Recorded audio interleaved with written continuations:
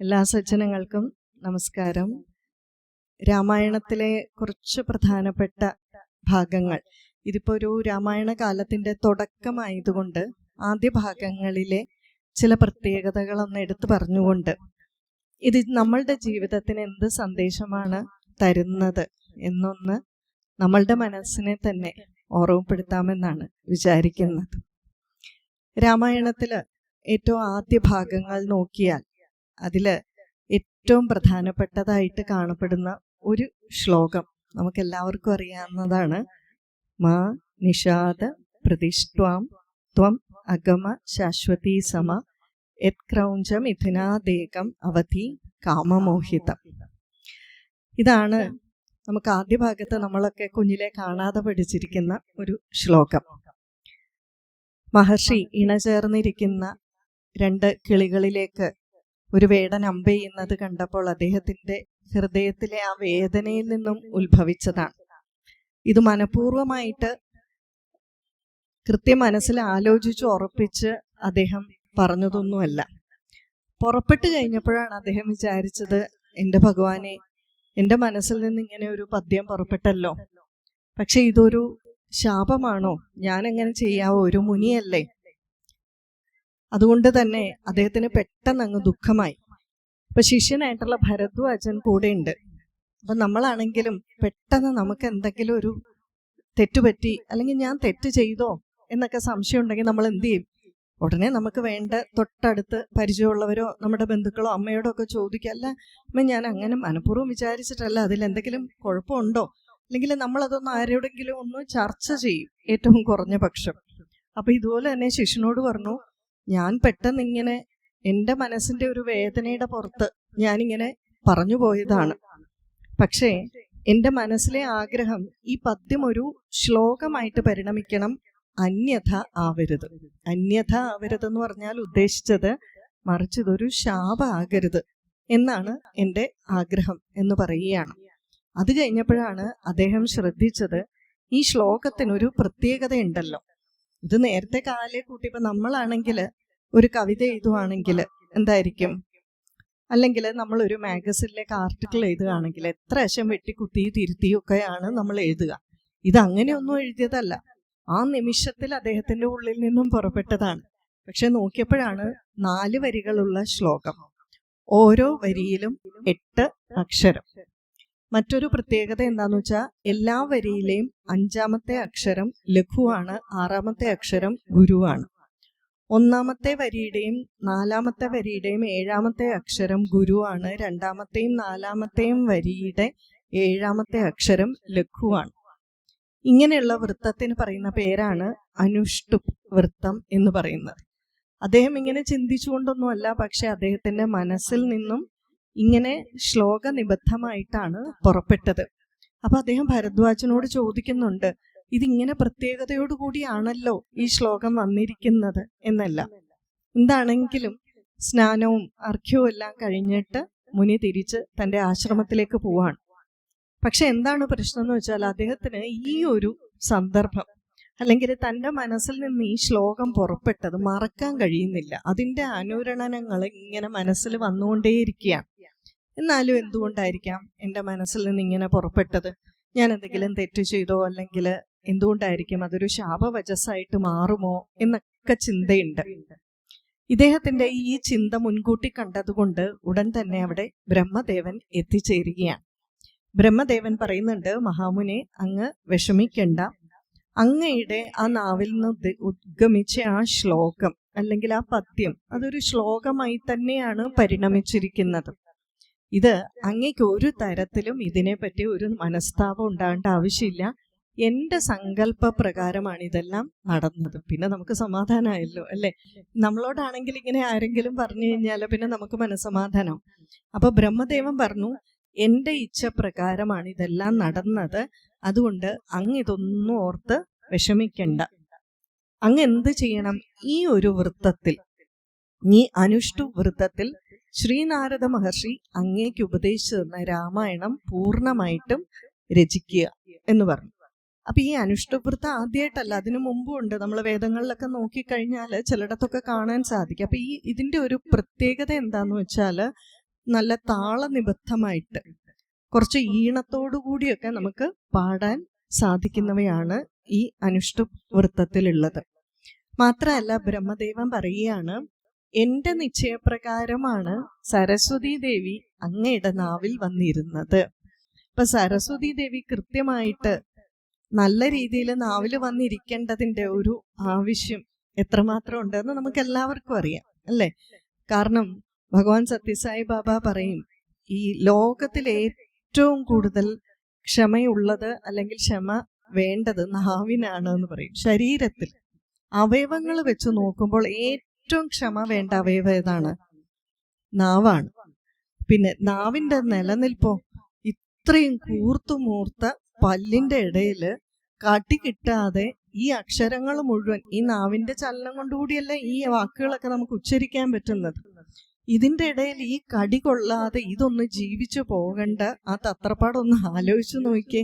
നാവിന്റെ അത് കൃത്യമായിട്ട് എല്ലാ കാര്യങ്ങളും ചെയ്യുകയും വേണം.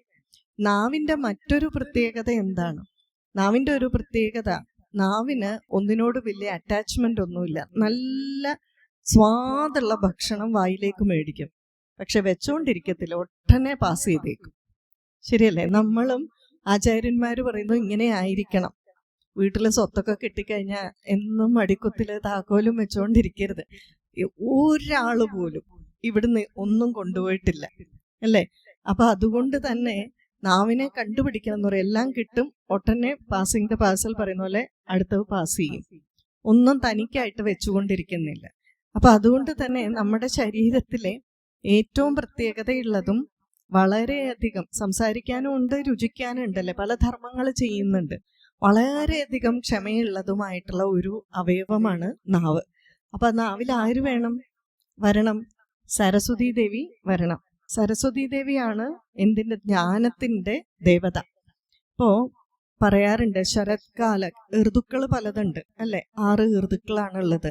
അപ്പോ ശരത് ഋതുവിലാണ് സരസ്വതി ദേവി ദേവന്മാർക്ക് ജ്ഞാനം ഉപദേശിച്ചു കൊടുക്കുന്നതെന്ന് പറയും.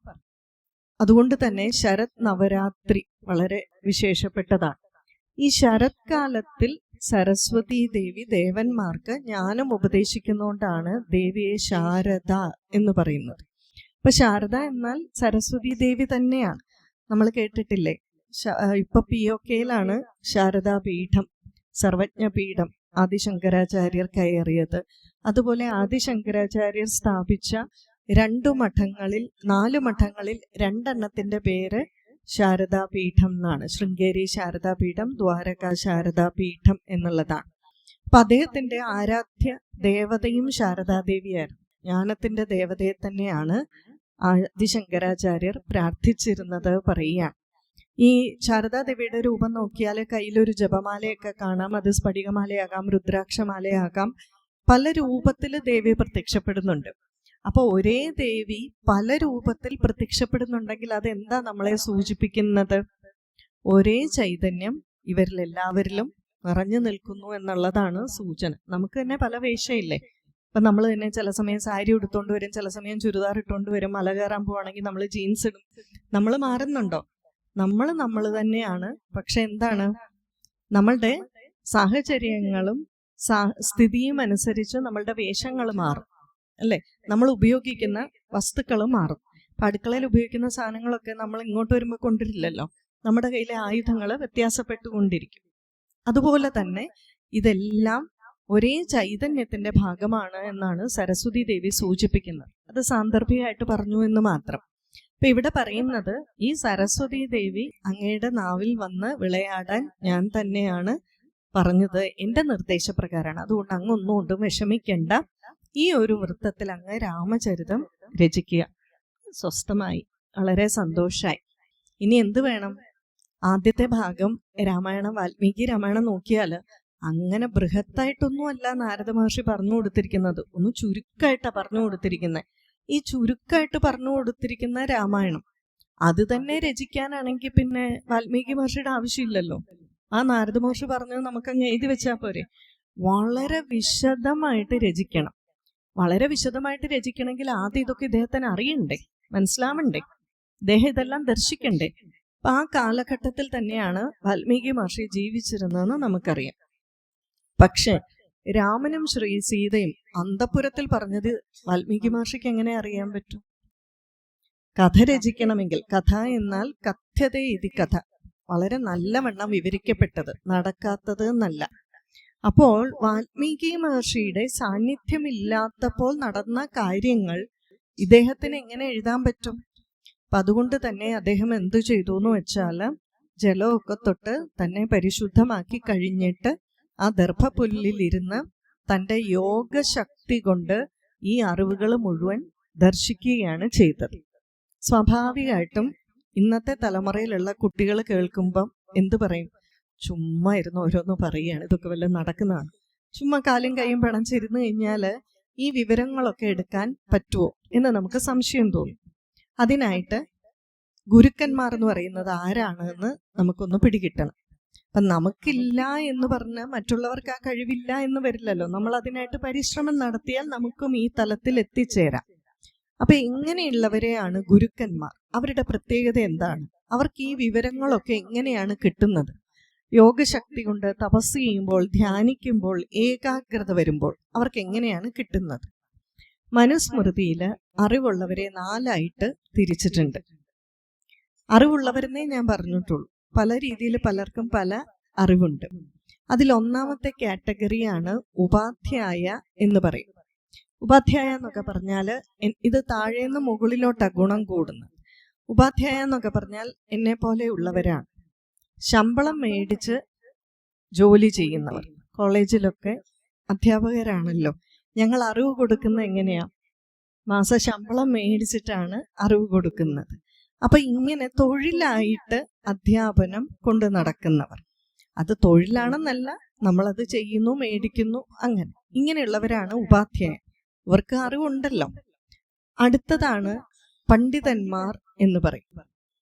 ഈ പണ്ഡിതന്മാർ എങ്ങനെയാന്ന് വെച്ചാൽ വളരെയധികം അറിവുള്ളവരാണ്. പക്ഷെ ഈ അറിവുണ്ടെന്ന് പറഞ്ഞ് കൊടുക്കാൻ മനസ്സുണ്ടാവണം നിർബന്ധമുണ്ടോ? ഇപ്പൊ എങ്ങനെയാണ് പൈസ ഉണ്ടാക്കുക? പൈസ ഉണ്ടാക്കാൻ നല്ല ബുദ്ധിമുട്ടാണ്, വളരെ കഷ്ടപ്പെടുന്നു. അപ്പൊ ഈ കഷ്ടപ്പെട്ടുണ്ടാക്കിയ പൈസ പെട്ടെന്ന് ചെലവഴിക്കാൻ എല്ലാവർക്കും മനസ്സ് വരില്ല. ചിലർക്ക് പെട്ടെന്ന് ചെലവഴിക്കാൻ തോന്നും, ചിലർക്ക് ബുദ്ധിമുട്ടാണ്. കാരണം ഉണ്ടാക്കിയെടുക്കാൻ കഷ്ടപ്പാടാണേ, ഒറ്റയടിക്ക് കിട്ടില്ല. ലോട്ടറി അടിച്ച് പൈസ കിട്ടി ആരെങ്കിലും നന്നായതായിട്ട് കേട്ടിട്ടുണ്ടോ? അല്ലേ? വളരെ ചുരുക്കമാണ്. ആരും നന്നായതായിട്ട് കേട്ടിട്ടില്ല. കാരണം ഒറ്റയടിക്ക് വന്നു കഴിഞ്ഞാൽ പലപ്പോഴും ഇതെങ്ങനെ മാനേജ് ചെയ്യണമെന്ന് നമുക്ക് പിടികിട്ടില്ല. നമുക്ക് ശീലമില്ലല്ലോ ഇങ്ങനെ ഒന്നിച്ച് കിട്ടുമ്പോൾ. അപ്പൊ അതുകൊണ്ട് തന്നെ പൈസ ഒറ്റയടിക്ക് കിട്ടിയാൽ അല്ലെങ്കിൽ പലതരത്തിൽ നമ്മൾ ഹാർഡ് ഏൺഡ് മണി പറയും, വളരെ കഷ്ടപ്പെട്ട് ഉണ്ടാക്കി കഴിഞ്ഞാൽ അത് ചിലർക്ക് ചെലവഴിക്കാൻ ബുദ്ധിമുട്ടാണ്. ഇതുപോലെ തന്നെയാണ് അറിവ്. അറിവ് ചുമ്മാ കിട്ടുമോ? അറിവിന് വേണ്ടി നമ്മൾ പരിശ്രമിക്കണം, അധ്വാനിക്കണം. അങ്ങനെ ചെയ്താൽ മാത്രമേ അറിവ് നമ്മളിലേക്ക് വരൂ. അതപ്പോൾ എല്ലാവരിലേക്കും കൊടുക്കാൻ ചിലപ്പോൾ എല്ലാവർക്കും അത്ര മനസ്സുണ്ടാവണമെന്ന് ഇല്ല. അപ്പൊ അദ്ദേഹത്തിനെയാണ് വിദ്വാൻ അല്ലെങ്കിൽ പണ്ഡിതൻ എന്ന് പറയുന്നത്. പണ്ഡിതന്മാർ മോശമാണെന്നൊന്നും വിചാരിക്കരുത് കേട്ടോ, അവര് കുറെയൊക്കെ നമുക്ക് പറഞ്ഞൊക്കെ തരും. ഇതിന്റെ മൂന്നാമത്തെ കാറ്റഗറിയാണ് ആചാര്യൻ എന്ന് പറയും. ആചാര്യൻ എന്ന് പറഞ്ഞാൽ പേരുകൊണ്ട് നമുക്ക് തന്നെ അറിയാം, ആചരിച്ച് കാണിച്ചു തരുന്നവനാണ് ആചാര്യൻ. പക്ഷെ ഈ ആചാര്യന് ചില ഗുണങ്ങളുണ്ട്. പ്രത്യേകിച്ച് 2 ഗുണങ്ങൾ ഉണ്ടായിരിക്കണം. ഒന്ന്, തൻ്റെ ശിഷ്യന്മാരെ, കുട്ടികളെ നിർബന്ധിച്ച്, ഞാൻ പറഞ്ഞിട്ടില്ലേ ഇതൊക്കെ ചെയ്യണം, അത് ചെയ്യണം, അങ്ങനെ ചെയ്യണം, ഇങ്ങനെ പറഞ്ഞ് ചെയ്യിപ്പിക്കുന്ന ആളായിരിക്കരുത് ആചാര്യൻ. ആചാര്യൻ എന്ത് ചെയ്യണം? ആചരിച്ച് കാണിച്ചു കൊടുക്കണം. അത് കണ്ട് അത് മനസ്സിലാക്കി അതെന്തുകൊണ്ട് ചെയ്യുന്നു എന്ന് മനസ്സിലാക്കി ഉൾക്കൊണ്ട് കുട്ടികൾ ചെയ്യണം.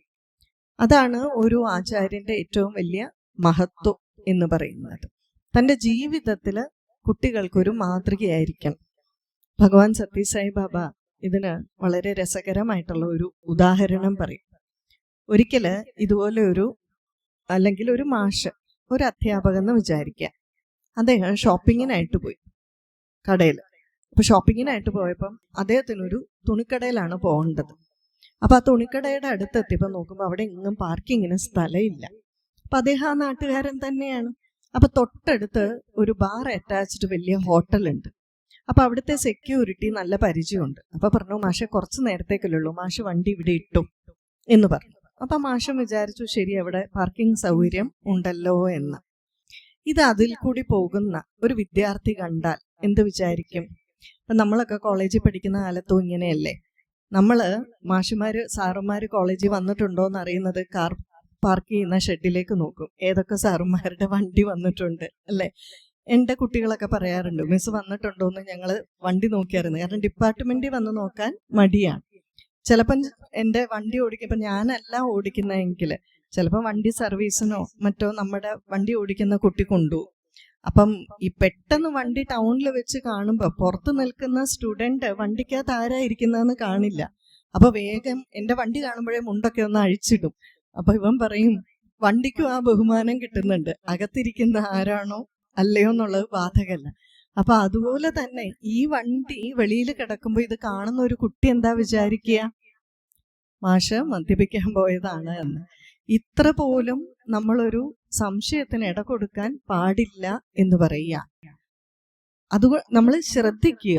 ഇനി ശ്രദ്ധിച്ച് കഴിഞ്ഞിട്ടും നമ്മളെ പറ്റി ആളുകൾ എന്തെങ്കിലും പറയുകയാണെങ്കിൽ നമ്മൾ പിന്നെ അതിന് മൈൻഡ് ചെയ്യേണ്ട ആവശ്യമില്ല. സാധാരണ നാടൻ ഭാഷയിൽ പറയില്ലേ, വഴി കൂടെ പോകുന്ന എല്ലാ പട്ടിക്കും ബിസ്ക്കറ്റ് ഇട്ട് കൊടുക്കാൻ സമയമില്ല എന്ന്. എല്ലാവരോടും നമുക്ക് മറുപടി പറഞ്ഞുകൊണ്ടിരിക്കാൻ നമുക്ക് സമയമില്ല. അപ്പൊ അതുകൊണ്ട് തന്നെ നമ്മൾ ഈ ഓരോ കാര്യങ്ങളും, ആചാര്യൻ എന്ന് പറയുന്നത് ഈ ഓരോ കാര്യങ്ങളും അദ്ദേഹം ശ്രദ്ധിച്ചു ചെയ്യണം. രണ്ടാമത്തേത്, അദ്ദേഹത്തിനുണ്ടായിരിക്കേണ്ട ഗുണം സമഗ്രമായിട്ടുള്ള ഒരു അറിവ് അദ്ദേഹത്തിനുണ്ടായിരിക്കണം. കാരണം കുട്ടികൾ എവിടെ നിന്ന് സംശയം ചോദിച്ചാലും ഏത് മേഖലയെ പറ്റി ചോദിച്ചാലും അദ്ദേഹത്തിന് അറിയണം. അപ്പൊ അദ്ദേഹം അദ്വൈത സിദ്ധാന്തത്തെ പറ്റിയാണ്, അല്ലെങ്കിൽ ആ ഒരു ശങ്കര വചനങ്ങളെ പിന്തുടർന്ന് ജീവിക്കുന്ന ഒരാളാണെങ്കിൽ പോലും കുട്ടികൾ കാശ്മീർ ശൈവിസത്തെ പറ്റി ചോദിച്ചാൽ മറുപടി പറയണം അല്ലേ. ദ്വൈത സിദ്ധാന്തത്തെ പറ്റി, വിശിഷ്ട അദ്വൈതത്തെ പറ്റി ചോദിച്ചാൽ മറുപടി പറയണം. അതായത് അദ്ദേഹത്തിന്റെ ആവനാഴിയിൽ അമ്പ് ധാരാളം വേണം. എല്ലായിടത്തും ഒന്നിച്ച് പ്രയോഗിക്കരുത്. കുട്ടികൾ ചോദിക്കുന്നതനുസരിച്ച് കുറേശ്ശെ പറഞ്ഞു കൊടുക്കണം. ഇതാണ് ഒരു ആചാര്യന്റെ ലക്ഷണം. ഇനി ഏറ്റവും അവസാനത്തേതും ഉയർന്നതുമായിട്ടുള്ള പദവിയാണ് ഗുരു എന്നുള്ളത്. ഗുരു എന്നാൽ സർവജ്ഞൻ എന്നാണ് അർത്ഥം. എല്ലാം അറിയുന്നവൻ, ഭൂതം ഭാവി വർത്തമാനം. മഹാദേവന്റെ തൃക്കണ്ണ്, ദക്ഷിണാമൂർത്തിയുടെ തൃക്കണ്ണൊക്കെ ഇതിനെയാണ് സൂചിപ്പിക്കുന്നത്, ഭൂതം ഭാവി വർത്തമാനം.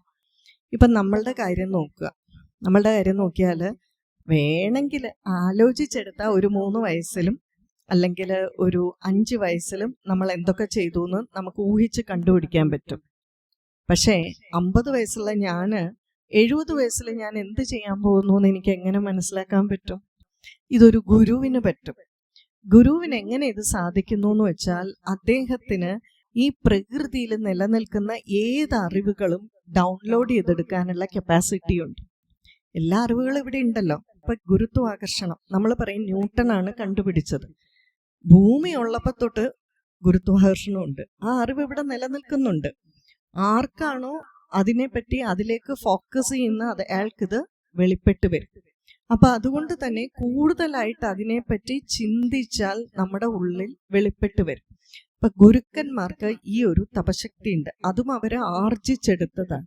അതിന്റെ കാരണം എന്താന്ന് വെച്ചാൽ ഇപ്പൊ നമ്മളുടെ ശരീരത്തിൽ നിന്നും ശബ്ദം പുറപ്പെടുമ്പോൾ, ശബ്ദം ഇവിടെ നിന്നാണ് പുറപ്പെടുന്നത്, നമ്മൾ കേൾക്കുന്നത്. പക്ഷെ ഇവിടുന്നേ വരുന്നുണ്ട്. ഞാൻ പറയും ദേഷ്യപ്പെടുമ്പോൾ അറിയാം, അടിവയറ്റിൽ നിന്നൊക്കെ കുലുങ്ങിയൊക്കെ വരുന്നത് നമുക്കറിയാം. അപ്പൊ ആദ്യം തരംഗങ്ങളായിട്ടാണ് ഇത് പുറത്തു വരിക. ഈ തരംഗ രൂപത്തിൽ പുറപ്പെടുമ്പോൾ തന്നെ മഹാത്മാക്കൾക്ക് പലപ്പോഴും നമ്മൾ പറയാൻ പോകുന്നത് എന്താന്ന് മനസ്സിലാവും. ഇതുകൊണ്ടാണ് ദക്ഷിണാമൂർത്തി സ്തോത്രത്തിലൊക്കെ മൗനവ്യാഖ്യ പ്രകടിത പരബ്രഹ്മ തത്വം യുവാനം എന്ന് പറഞ്ഞത്. സനകാദികൾ മുമ്പിൽ ഇരിക്കുന്നുണ്ട്, ദക്ഷിണാമൂർത്തി ഭഗവാൻ ഇരിക്കുന്നുണ്ട്, ഒന്നും സംസാരിക്കുന്നില്ല. പക്ഷേ ദക്ഷിണാമൂർത്തി ഭഗവാന് പറയാനുള്ളതൊക്കെ കുട്ടികളുടെ മനസ്സിലേക്ക് എത്തുന്നുണ്ട്. കാരണം നമ്മൾ പറയും പരാപശ്യന്തി മധ്യമ വൈഖരി, ഇങ്ങനെയാണ് ശബ്ദം പുറപ്പെടുന്ന തലം. അപ്പൊ ആദ്യത്തെ തലത്തിൽ തന്നെ തരംഗരൂപത്തിൽ തന്നെ ഇത് മനസ്സിലാക്കാനുള്ള കഴിവുണ്ട്. ഈ തരംഗത്തെ ആശയമായിട്ട് കൺവേർട്ട് ചെയ്യാൻ അവർക്ക് പറ്റും. ഇപ്പൊ നമ്മള് കമ്പ്യൂട്ടറിലേക്ക് സിഗ്നൽസ് വരുന്നത് നമ്മൾ കോളേജിൽ പഠിക്കും, അനലോഗ് സിഗ്നലായിട്ടാണ്. പക്ഷെ കമ്പ്യൂട്ടറിന് അനലോഗ് സിഗ്നലിനെ അറിയില്ല, ഡിജിറ്റൽ സിഗ്നലിനെ മാത്രമേ അറിയൂ. അപ്പൊ അവിടെ ഒരു മോഡം വെച്ചിട്ടുണ്ട്. ഈ മോഡം അനലോഗ് സിഗ്നലിനെ ഡിജിറ്റൽ സിഗ്നലായിട്ട് ട്രാൻസ്മിറ്റ് ചെയ്യും, മാറ്റും. കമ്പ്യൂട്ടർ ഇതെല്ലാം ചെയ്തിട്ട് വീണ്ടും ഈ മോഡത്തിലേക്ക് വരുമ്പോൾ മോഡം ഡിജിറ്റൽ സിഗ്നലിനെ അനലോഗ് സിഗ്നലായിട്ട് മാറ്റും. ഈ അനലോഗ് സിഗ്നലാണ് ട്രാവൽ ചെയ്യുന്നത്. ഇത് നമുക്കറിയാം. ഇതുപോലെ തന്നെ ഈ ഒരു സിഗ്നൽ വേവ്സ് ലൈക്ക് മോഷനിൽ അനലോഗ് ട്രാവൽ ചെയ്യുന്നത്. ഇതുപോലെ തന്നെ ശബ്ദം അതിനു മുമ്പ് തരംഗ രൂപത്തിൽ ട്രാവൽ ചെയ്യുമ്പോൾ തന്നെ മോഡത്തിന്റെ പരിപാടി ഇവർ ചെയ്യുന്നു. അവർക്കിതിനെ മാറ്റിയെടുക്കാനുള്ള കപ്പാസിറ്റി ഉണ്ട്. അപ്പൊ അതാണ് ഗുരുക്കന്മാരുടെ കഴിവ്. അവർക്ക് എന്തറിയാം? ഭൂതം, ഭാവി, വർത്തമാനം, സർവജ്ഞൻ എന്ന് പറയും. അപ്പൊ എല്ലാം അറിയുന്നവൻ എന്നാണ് അർത്ഥം. അപ്പൊ അങ്ങനെയുള്ളവർക്ക് ഏത് കാര്യങ്ങളും ഡൗൺലോഡ് ചെയ്തെടുക്കാൻ കപ്പാസിറ്റി ഉണ്ട്. ഞാൻ എൻ്റെ പ്രഭാഷണത്തിൽ ധാരാളം പറഞ്ഞിരിക്കുന്ന ഒരു ഉദാഹരണമുണ്ട്, തിരുവനന്തപുരം അഭേദാനന്ദ ആശ്രമത്തെ പറ്റി. എല്ലാവരോടും എപ്പോഴും പറയാൻ പറ്റുമെങ്കിൽ പത്മതീർത്ഥക്കുളത്തിന് മുമ്പുള്ള അഭേദാനന്ദ ആശ്രമത്തിൽ പോകണം എന്നൊക്കെ. അതുമുഴുവൻ നമുക്ക് പറയാൻ സമയമില്ല. എങ്കിലും ഒരിക്കൽ ഒരു നടന്ന സംഭവം, അഭേദാനന്ദ ഗുരുദേവനാണ് ഈ അഖണ്ഡ നാമജപത്തിന്റെ വക്താവ്. 1 കോടി നാമജപം, 5 കോടി നാമജപം ഇതൊക്കെ നടത്തും. അപ്പൊ ഇങ്ങനെ അഖണ്ഡ നാമജപം കാലം കൂടുന്ന സമയത്തി. അപ്പൊ ശബ്ദമൊക്കെ കുറച്ച്, തമ്പുരുവിന്റെ ശബ്ദമൊക്കെ കുറച്ചിങ്ങനെ വരിക. പെട്ടെന്നാണ് വളരെ വലിയൊരു ഒച്ച കേട്ടത്. ഗുരുദേവൻ ഇങ്ങനെ ഇരിക്കുകയാണ്, ബാക്കി എല്ലാവരും ഇവിടെ ഇരിപ്പുണ്ട്. നോക്കുമ്പോൾ ഉണ്ട് ഇതുപോലെ ആശ്രമത്തിന്റെ കോമ്പൗണ്ടിനുള്ളിൽ നിന്ന വളരെ വലിയൊരു മരത്തിന്റെ വലിയൊരു ശാഖ ഒടിഞ്ഞു വീണതാണ്. ഉടൻ ഗുരുദേവൻ ധ്യാനത്തിലായി ഉയർന്നപ്പോൾ അദ്ദേഹം പറഞ്ഞു, ഇത്രയും നാളും രാമമന്ത്രം ജപിച്ചിരുന്നുകൊണ്ട് ഈ മരക്കൊമ്പിൽ ഹനുമാൻ സ്വാമി ഇരിപ്പുണ്ടായിരുന്നു. ഇത് നിർത്താൻ പോവാന്നറിഞ്ഞപ്പോ ഹനുമാൻ സ്വാമിക്ക് അത്ര ഇഷ്ടപ്പെട്ടില്ല. തന്റെ നീരസം കാണിക്കാൻ ഇരുന്ന കൊമ്പിനൊരാഞ്ഞ് ചവിട്ട് കൊടുത്തിട്ട് പോയതാണ് അത്രേ. ഇത് ഗുരുദേവൻ എങ്ങനെ മനസ്സിലായി?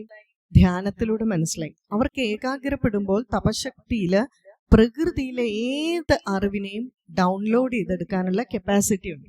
അതുകൊണ്ടാണ് ചില ഗുരുക്കന്മാർക്ക് പെട്ടെന്ന് നമ്മളെ കാണുമ്പോൾ തന്നെ നമ്മുടെ മനസ്സ് വായിക്കാനും നമ്മളുടെ ചിന്തകൾ വായിക്കാൻ പറ്റുന്നു എന്ന് പറഞ്ഞു, അല്ലേ? ഈ അഭേദാനന്ദ ഗുരുദേവനും എല്ലാവരും, ഭഗവാൻ സത്യ സായിബാബയും അമൃതാനന്ദമയി അമ്മയും ഒക്കെ ഈ കാറ്റഗറിയിൽ പെട്ടവരാണ്. പക്ഷേ ഇവരെ ഒന്നും നമുക്ക് പലപ്പോഴും തിരിച്ചറിയാത്തത് നമ്മുടെ പ്രാരബ്ധം കൊണ്ടാണ്. നമുക്കും കൂടെ പുണ്യം ഉണ്ടെങ്കിലല്ലേ ഇവരെ മനസ്സിലാക്കാൻ പറ്റൂ. അല്ലേ നമ്മൾ ഇവരെ ചീത്ത വിളിച്ചുകൊണ്ടും മനുഷ്യ ദൈവങ്ങൾ എന്നൊക്കെ പറയും. ഈ ശ്രീകൃഷ്ണൻ മനുഷ്യനല്ലായിരുന്നോ? ശ്രീരാമൻ മനുഷ്യനല്ലായിരുന്നോ? മനുഷ്യയോനിയിൽ ജനിച്ചവരാണ് അവരൊക്കെ. മത്സ്യം, കൂർമ്മം, വരാഹം, ഹംസം ഇതൊക്കെ തിരിയ യോനികളാ, ജീവജാലങ്ങളുടെയാണ്, അല്ലേ? അതുപോലെ വാമനൻ, ഹയഗ്രീവൻ ഇവരൊക്കെ ദേവയോനിയിൽ ജനിച്ചവരാണ്. ശ്രീകൃഷ്ണൻ, ശ്രീരാമനൊക്കെ മനുഷ്യയോനിയിലാണ് ജനിച്ചിരിക്കുന്നത്. ഇവരെല്ലാം മനുഷ്യന്മാരാണ്. ആ ഒരു വിഷയത്തിലേക്ക് ഞാൻ ഇനി വരുന്നുണ്ട്. അപ്പൊ അതുകൊണ്ട് തന്നെ ഇങ്ങനെയുള്ളവർക്ക് തപശക്തി മൂലം ആ ഗുരുവിന് സകലതും നമുക്ക് വെളിപ്പെടുത്തി തരാനുള്ള ഒരു കഴിവുണ്ട്. മാത്രമല്ല, ഈ ഗുരുവിന്റെ പ്രത്യേകത, ഗുരു നമുക്ക് എന്താണ് ചെയ്തു തരുന്നത്? ഗുരു നമ്മളുടെ അജ്ഞാനത്തെ ഇല്ലാതെയാക്കി തരികയാണ് ചെയ്യുക. അതുകൊണ്ട് നമ്മൾ അതുപോലത്തെ ശ്ലോകങ്ങളൊക്കെ ചൊല്ലുന്നുണ്ട്. അതിന് ഷിർദി ബാബ ചരിതത്തില് വളരെ രസകരമായിട്ടുള്ള ഒരു ചരിതം പറയുന്നുണ്ട്. അപ്പോൾ ഒരു ദിവസം നാനാ സാഹേബ് ചന്ദോർക്കർ എന്ന് പറഞ്ഞ് ബാബായുടെ ഒരു ശിഷ്യനുണ്ട്. ശിഷ്യനിരുന്ന് ബാബായുടെ കാലിങ്ങനെ തടവിക്കൊണ്ടിരിക്കുകയാണ്. അപ്പൊ ബാബ ഇതൊക്കെ കേട്ടുകൊണ്ടിരിക്കുക. ആ സമയത്ത് ഈ നാന എന്തോ പിറുപിറുക്കുന്നുണ്ട്. അപ്പൊ ഉടനെ ചോദിക്കുന്നുണ്ട്, നാന നീ എന്താ ഈ പിറുപിറുക്കുന്നത്? അല്ല ബാബ, ഞാൻ ഭഗവത്ഗീത ശ്ലോകം ചൊല്ലുകയാണ്. എന്നാ പിന്നെ നീ ഈ പിറുപിറുക്കാതെ ഉറക്കെ ചൊല്ലുവാണെങ്കിൽ ഞങ്ങൾക്ക് എല്ലാവർക്കും കേൾക്കാമായിരുന്നു എന്ന് പറഞ്ഞു. ഉടനെ എന്ത് ചെയ്തു? വളരെ ഗംഭീരായിട്ട് ചൊല്ലി. തദ്വിധി പ്രണിപാതേന പരിപ്രശ്നേന സേവയ ഉപദേക്ഷന്തിതേ ജ്ഞാനം ജ്ഞാനിന തത്വദർശിന. 4-ാം അധ്യായം ഗംഭീരായിട്ട് ചൊല്ലി. അപ്പൊ പറഞ്ഞു, എന്നാ പിന്നെ നീ ഇത്രയും ചൊല്ലിയതല്ലേ, എന്റെ അർത്ഥം കൂടി ഒന്ന് പറഞ്ഞേക്ക്. ബാബയ്ക്ക് എന്ത് സംസ്കൃതമൊക്കെ അറിയാം, എന്നാലും പറയാം എന്ന് വിചാരിച്ചിട്ട് ഇദ്ദേഹം പറഞ്ഞു, അതായത് പരമമായിട്ടുള്ള ജ്ഞാനത്തെ ആഗ്രഹിച്ച് ഗുരുവിന്റെ അടുക്കൽ നമ്മൾ വിനയഭാവത്തോടുകൂടി, സമർപ്പണ ഭാവത്തോടുകൂടി ഗുരുവിന്റെ മനസ്സൊക്കെ നോക്കി വളരെ സന്തോഷത്തോടു കൂടി ഇരിക്കുന്ന സമയത്ത് നമ്മൾ ഗുരുവിനെ നമസ്കരിച്ച് സമീപിച്ചാൽ ആ ഗുരു അല്ലെ, ആ ജ്ഞാനികള് നമുക്ക് പരമമായിട്ടുള്ള ജ്ഞാനത്തെ ഉപദേശിച്ചു തരും. ആ കുഴപ്പമില്ല. അങ്ങ് ഞെട്ടിപ്പോയി നാന പറഞ്ഞു. അതായത് ആദിശങ്കരാചാര്യര്, അതുപോലെ തന്നെ ശ്രീധർ, ഇങ്ങനെയുള്ള മഹത്തായിട്ടുള്ള ആചാര്യന്മാരുണ്ട്. അവരെല്ലാം ഇങ്ങനെയാണ് ബാബ വ്യാഖ്യാനിച്ചിരിക്കുന്നത് എന്ന് പറഞ്ഞു. നീ ആ പദം പിരിക്കാതെ പറയാൻ പറഞ്ഞു. ജ്ഞാനികൾ ജ്ഞാനം ഉപദേശിക്കുന്നല്ല, ജ്ഞാനികൾ അജ്ഞാനം ഉപദേശിക്കുന്നു വേണം പറയാൻ. അജ്ഞാനം എന്താണെന്ന് അവർ കാണിച്ചു തരും. ജ്ഞാനത്തെ ഉപദേശിക്കാൻ പറ്റില്ല. പരമമായിട്ടുള്ള ജ്ഞാനം അനുഭവമാണ്. പഞ്ചസാരയുടെ മധുരം ആർക്കെങ്കിലും പറയാൻ പറ്റുമോ? അനുഭവിക്കാനല്ലേ പറ്റൂ. ഇങ്ങനെ അങ്ങനെയാന്നൊക്കെ പറയാം. പരമമായിട്ടുള്ള ജ്ഞാനം എന്ന് പറഞ്ഞാൽ ആ ആനന്ദമാണ്. അത് ഒരു ഗുരുവിനും പറയാൻ പറ്റില്ല. അപ്പൊ അജ്ഞാനം എന്താണെന്ന് കാണിച്ചു തന്നാൽ എന്താ? ആ അജ്ഞാനത്തെ അങ്ങ് മാറ്റിയാൽ മതി. ഇപ്പൊ ജലത്തിന് മുകളിൽ പായൽ കിടക്കുന്ന പോലെയാണ്. ആ പായൽ മാറ്റിയാൽ ജലം അവിടെ പണ്ടേ ഉണ്ട്. ഇതുപോലെ തന്നെ ജ്ഞാനികൾ അജ്ഞാനം എന്താണെന്ന് നമുക്ക് ഉപദേശിച്ചു തരും. അതുകൊണ്ടാണ് നമ്മൾ ഗുരുവിന്റെ ശ്ലോകം ചൊല്ലുമ്പോൾ അജ്ഞാനതിമിരാന്ധസ്യ ജ്ഞാനാഞ്ജന ശലാകയ ചക്ഷുരുന്മീലിതം യേന തസ്മൈ ശ്രീ ഗുരവേ നമഃ എന്ന് പറയുന്നത്. അപ്പൊ അങ്ങനെ നോക്കുമ്പോൾ ഗുരുവിന്റെ മറ്റൊരു ശ്ലോകമുണ്ട്. ഏതാണ്? ഗുരു ബ്രഹ്മ ഗുരു വിഷ്ണു ഗുരുദേവോ മഹേശ്വര ഗുരു സാക്ഷാത് പരബ്രഹ്മ തസ്മൈ ശ്രീ ഗുരവേ നമഃ. ഇതിന്റെ അർത്ഥം എന്താണ്? ഗുരു തന്നെയാണ് ബ്രഹ്മാവ്. ബ്രഹ്മാവിന്റെ ജോലി സൃഷ്ടിയാണ്. അപ്പൊ എന്താ ഇവിടെ ആ ബ്രഹ്മാവ് ഗുരു ആകുമ്പോൾ അറിവിന്റെ തലത്തിലല്ലേ പറയേണ്ടത്? അപ്പൊ എല്ലാ അറിവുകളുടെയും സൃഷ്ടികർത്താവാണ് ഗുരു, അല്ലെ, ബ്രഹ്മദേവൻ. ഇനി ഗുരു വിഷ്ണു, വിഷ്ണുവിന്റെ ഡ്യൂട്ടി പരിപാലനമാണ്. അപ്പൊ ഈ അറിവുകളെല്ലാം ഉണ്ടായാൽ പോരല്ലോ, പരിപാലിക്കണ്ടേ, നിലനിർത്തണ്ടേ. അപ്പോ വിഷ്ണു ഇതിനെല്ലാം നിലനിർത്തുന്നു. അടുത്തതോ ഗുരുദേവോ മഹേശ്വര, മഹാദേവന്റെ കർത്തവ്യമാണ് സംഹരിക്കുക. അപ്പൊ ഈ ജ്ഞാനത്തെ എല്ലാം സംഹരിക്കുന്നതാണോ? അജ്ഞാനത്തെ സംഹരിക്കുന്നു എന്ന് വേണം വ്യാഖ്യാനിക്കാൻ എന്നാണ് ആചാര്യന്മാര് പറയുന്നത്. അതുകൊണ്ടാണ് ത്രികാലദർശി എന്നൊക്കെ നമ്മൾ ക്രാന്തദർശി എന്നൊക്കെ ഗുരുക്കന്മാർക്ക് പറയുന്നത്. ഇന്ന് സാഹിത്യകാരന്മാർക്കൊക്കെ ഇങ്ങനെ പറയും ക്രാന്തദർശി. അതൊരിക്കലും ശരിയായിട്ടുള്ള പ്രയോഗമല്ല. 3 കാലങ്ങളെയും മനസ്സിലാക്കാൻ അറിയാൻ കഴിവുള്ളവനാണ് ഗുരു. അപ്പൊ അതുകൊണ്ടാണ്.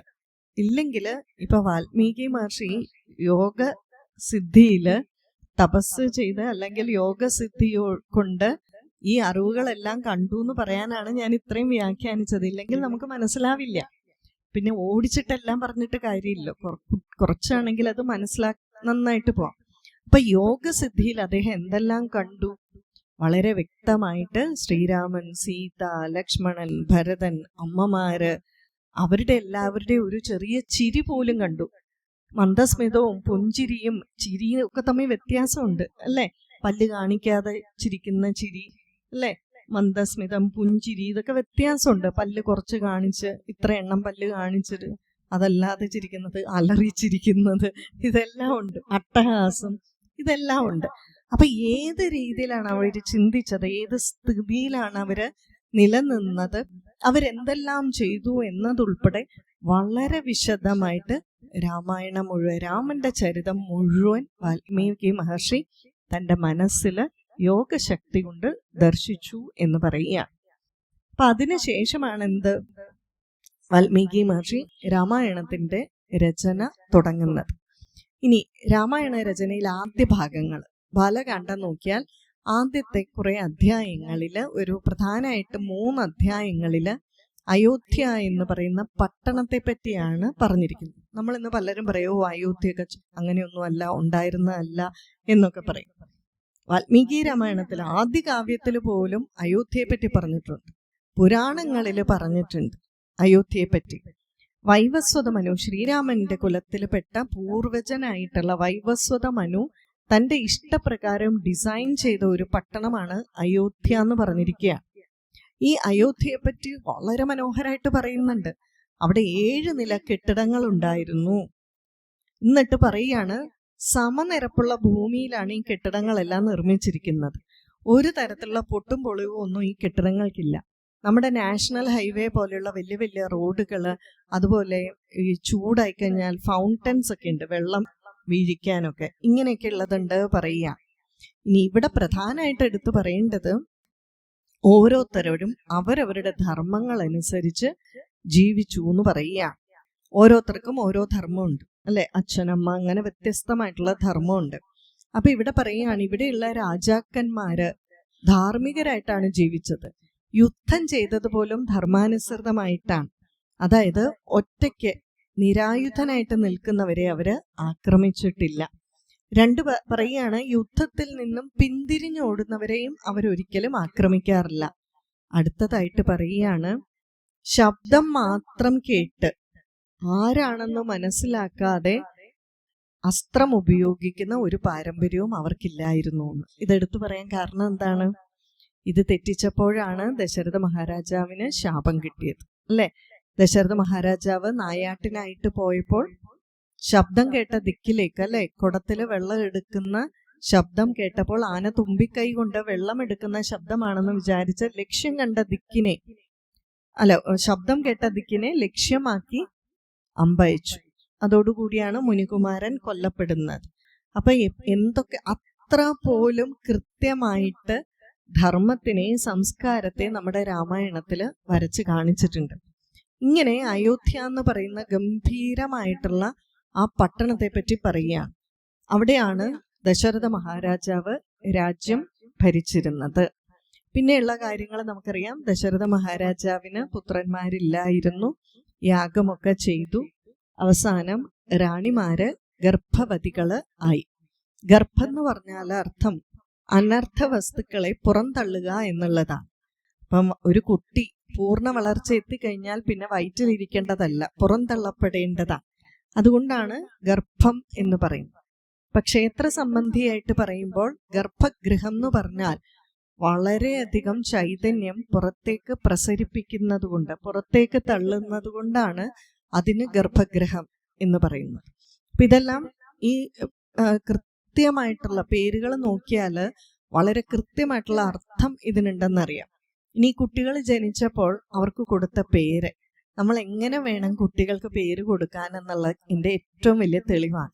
പല സാഹചര്യങ്ങളിലൂടെയാണ് കുട്ടികൾക്ക് പേര് കൊടുക്കുക. ഒന്ന്, ഈ കുട്ടികൾ ഉണ്ടായ സാഹചര്യത്തിൽ പ്രധാനപ്പെട്ട എന്തെങ്കിലും സംഭവിച്ചിട്ടുണ്ടെങ്കിൽ അങ്ങനെയൊക്കെ കൊടുക്കും അല്ലെ. ഇപ്പൊ എങ്ങനെയാ, ഫുട്ബോൾ മാച്ച്, ലോകകപ്പ്, ഏറ്റവും കൂടുതൽ ഗോൾ അടിച്ചയാളുടെ പേരിലൊക്കെയാണ് കൊടുക്കുക. പണ്ട് കാലത്തും ഇങ്ങനെ ഉണ്ടായിരുന്നു. വളരെയധികം ഒച്ചയ്ക്ക് കരഞ്ഞയാളിനെ അങ്ങനെയൊക്കെയുള്ള പേര് വെച്ച് കൊടുക്കും അല്ലെ. ദുര്യോധനും ദുശാസനനും എല്ലാം ദൂ വെച്ച് കൊടുത്തിരിക്കുന്നതൊക്കെ അങ്ങനെയാണ് അല്ലെ. കുംഭകർണൻ, ഇതൊക്കെ നോക്കിയാൽ അറിയാം. ശ്രീരാമൻ എല്ലാവരെയും രമിപ്പിക്കുന്നവൻ, ആത്മാരാമനാണ് അല്ലെ. എല്ലാവരുടെ ഉള്ളിലും ആനന്ദത്തെ നിറയ്ക്കുന്നവൻ. പേരിടുന്ന ഋഷിമാർക്ക് വസിഷ്ഠമുനി കുലഗുരുവാണ്. അദ്ദേഹത്തിന് അറിയാം.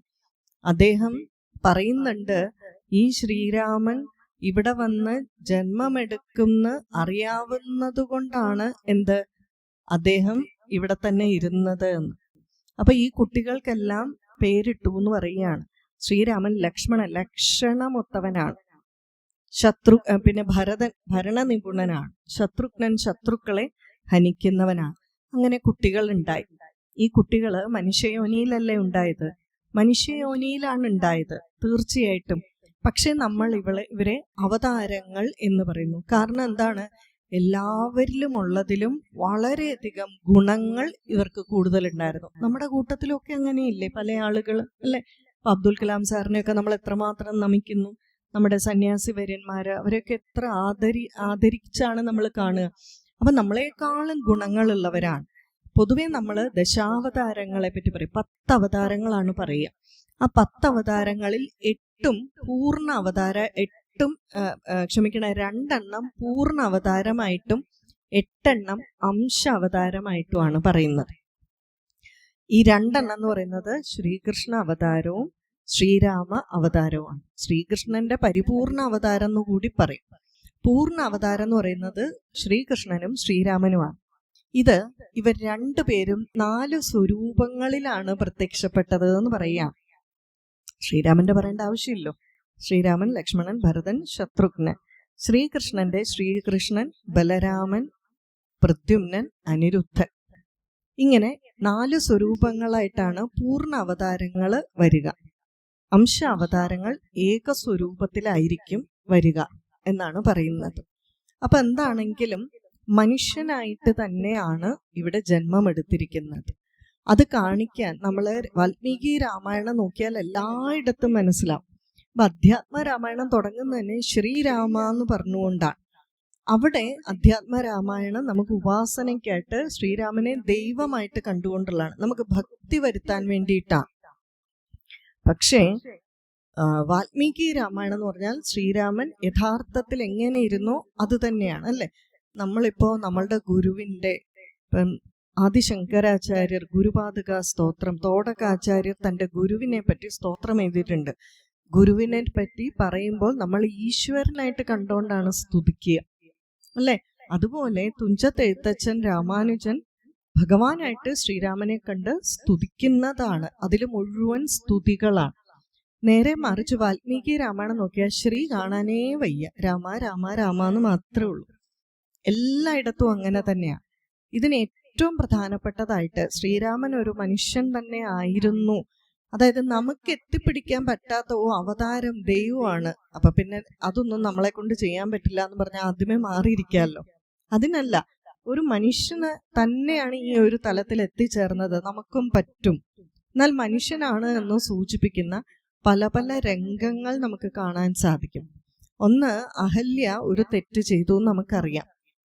ചില രാമായണങ്ങളിൽ അഹല്യ അറിഞ്ഞുകൊണ്ടല്ല എന്ന് പറയുന്നുണ്ട്. അങ്ങനെയല്ല, വാൽമീകി രാമായണത്തിൽ കൃത്യമായിട്ട് പറയുന്നുണ്ട് അഹല്യ ഇത് ഗൗതമ മഹർഷിയുടെ രൂപമെടുത്ത് ഇന്ദ്രൻ വന്നപ്പോൾ ഇന്ദ്രനാണെന്ന് അറിഞ്ഞുകൊണ്ട് തന്നെയാണ് സ്വീകരിച്ചത്. കാരണം അത്ര പരമസുന്ദരിയായിരുന്നു അഹല്യ. ഹലം എന്ന് പറഞ്ഞാൽ കുറവെന്നാണ്, കുറവില്ലാത്തവൾ. അത്ര സൗന്ദര്യത്തിന്റെ രൂപം ഗൗതമ മഹർഷിയെ നോക്കാനായിട്ട് ഏൽപ്പിച്ചതാണ്. ഈ കുട്ടിക്ക് നല്ല യൗവനം വന്നപ്പോൾ അദ്ദേഹമാണ് ഏറ്റവും ഉചിതമായിട്ടുള്ള ഒരു വ്യക്തി എന്നുള്ളത് കൊണ്ട് അദ്ദേഹത്തിന് തന്നെ വിവാഹം കഴിച്ചു കൊടുക്കുകയാണ് ചെയ്തത്. പക്ഷേ ദേവേന്ദ്രന് ആ ഒരു ഭംഗിയില് പിടിച്ചു നിൽക്കാൻ സാധിച്ചില്ല. അതുകൊണ്ട് എന്ത് ചെയ്തു?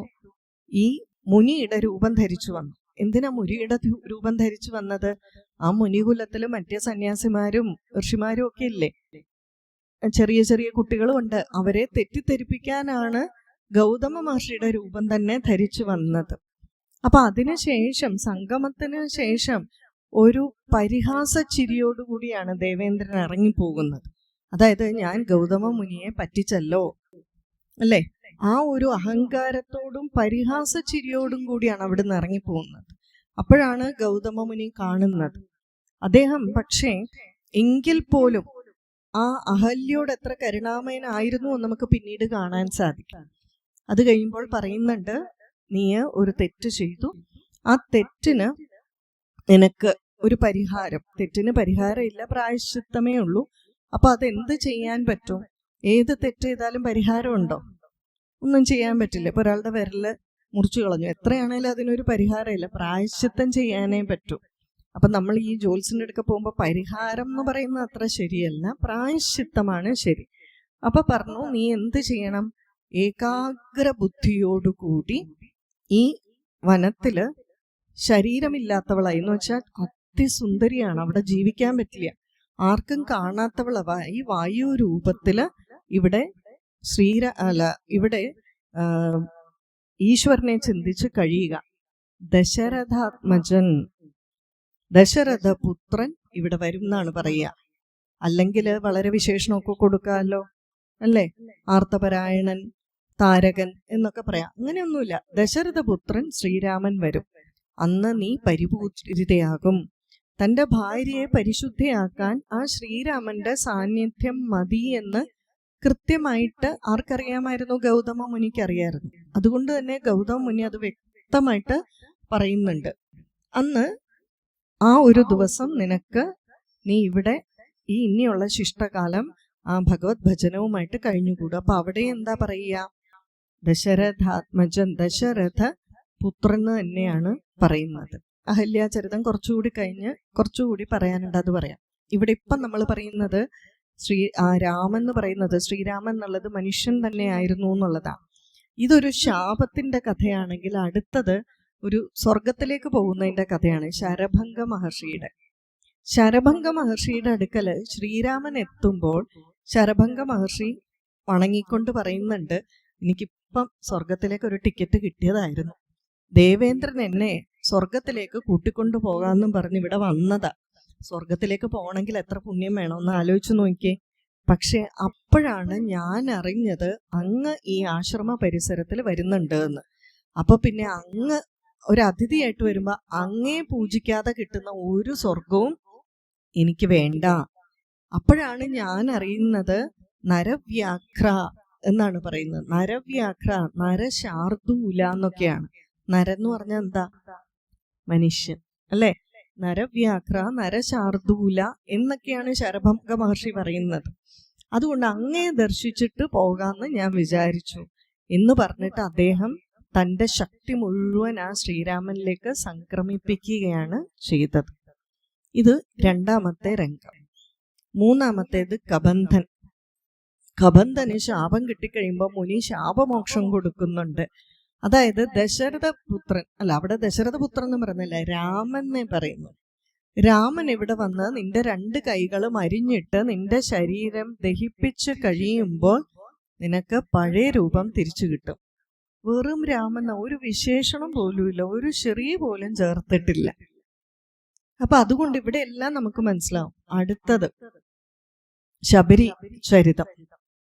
ശബരി ചരിതത്തില് ശ്രീരാമൻ ശബരിയുടെ ആശ്രമത്തിൽ എത്തുമ്പോൾ ശബരി പറയുന്നുണ്ട്, മതങ്ക മുനി അവര് ഇവിടം വിട്ടു പോയ സമയത്ത്, അവര് ഉയർന്ന ലോകത്തിലേക്ക് പോയ സമയത്ത് എന്നോട് പറഞ്ഞു, നീ ഇവിടെ വസിക്കുക, ദശരഥപുത്രനായിട്ടുള്ള ശ്രീരാമൻ ഇവിടെ വരും, നിനക്ക് ദർശനം ലഭിക്കും. അവരുടെ ആ ഒരു അവരെ അതിഥിയായിട്ട് സ്വീകരിച്ച് ആതിഥ്യ മര്യാദയോടുകൂടി എല്ലാം ചെയ്തതിന് ശേഷം നിനക്ക് നിന്റെ ശരീരത്തെ ത്യജിക്കാം എന്ന് പറയുന്നത്. അപ്പൊ ഇവിടെ എല്ലാം നോക്കിക്കഴിഞ്ഞാൽ നമുക്ക് കൃത്യമായിട്ട് അറിയാം, വളരെ പച്ചയായിട്ടുള്ള ഒരു മനുഷ്യനെ തന്നെയാണ് ശ്രീരാമൻ എന്നുള്ള രീതിയിൽ വാൽമീകി മഹർഷി പറഞ്ഞിരിക്കുന്നത്. അങ്ങനെ തന്നെ ആയിരുന്നു താനും. ഇനി അപ്പം അവതാരം എന്ന് പറയുന്നത് കൂടുതൽ മഹിമകൾ ഉള്ളത് കൊണ്ട് പറയും. അപ്പൊ ഈ കുട്ടികൾ ജനിച്ചു. 15 വയസ്സിനുള്ളിൽ തന്നെ ഈ കുട്ടികളുടെ പ്രധാനപ്പെട്ട വിദ്യാഭ്യാസം എല്ലാം പൂർത്തിയായി പറയാണ്. പണ്ട് കാലത്ത് അങ്ങനെയാണ്. ഒരു 5 വയസ്സിൽ ഗുരുകുലത്തിലേക്ക് പോകും. 15 വയസ്സുകൊണ്ട് വേദാധ്യയനം, ധനുർവിദ്യ എല്ലാം പൂർത്തിയാക്കും. ഏകദേശം ഇതെല്ലാം അങ്ങ് തീരും എന്നാണ് പറഞ്ഞിരിക്കുന്നത്. അപ്പോ ഈ സമയത്ത് കിട്ടിയ വിദ്യാഭ്യാസം എത്രമാത്രം പ്രത്യേകതയുള്ളതായിരുന്നു. വിദ്യാഭ്യാസത്തിന്റെ പ്രാധാന്യം, ഗുരുവിന്റെ പ്രാധാന്യം നമ്മൾ ശരിക്ക് മനസ്സിലാക്കണം. ഇതിൽ ആദ്യം കിട്ടിയ ഒരു വിദ്യാഭ്യാസം വസിഷ്ഠ മുനിയിൽ നിന്നാണ്. ആ വസിഷ്ഠ മുനിയിൽ നിന്ന് കിട്ടിയ അറിവുകൾ മുഴുവനാണ്, ശ്രീരാമന് കൊടുത്ത അറിവുകളാണ് യോഗവാസിഷ്ടം എന്നുള്ള പേരിൽ 32,000 ശ്ലോകങ്ങളിലുള്ളത്. ഇത് രാമായണത്തിൽ ചേർത്തിട്ടില്ല. രാമായണത്തിൽ എത്ര ശ്ലോകങ്ങളാ ഉള്ളത്? 24,000 ശ്ലോകങ്ങളാണ് ഉള്ളത്. അപ്പൊ ഇത് ആത്മതത്വമാണ്, വളരെ ആഴത്തിലുള്ള തത്വങ്ങളാണ്. അതുകൊണ്ട് ഈ രാമായണത്തില് അതിനുള്ള ഒരു ഭാഗമില്ലാത്തത് കൊണ്ട് എന്ത് ചെയ്തു? അതൊരു വേറൊരു ഗ്രന്ഥമായിട്ട് രചിച്ചു വാൽമീകി മഹർഷി എന്നാണ് പറയപ്പെടുന്നത്. അതാണ് വസിഷ്ഠ രാമായണം അല്ലെങ്കിൽ യോഗവാസിഷ്ടം. 32,000 ശ്ലോകങ്ങളിൽ. ഇതിന്റെ ഒരു രീതി എങ്ങനെയാണെന്ന് വെച്ചാൽ പൊതുവെ ഉപനിഷത്തിലെ രീതിയാണ്. ഉപനിഷത്തില് ഗുരു ശിഷ്യ സംവാദത്തിലാണ് ഉപനിഷത്തില് പലതും കാണിച്ചിരിക്കുന്നത്.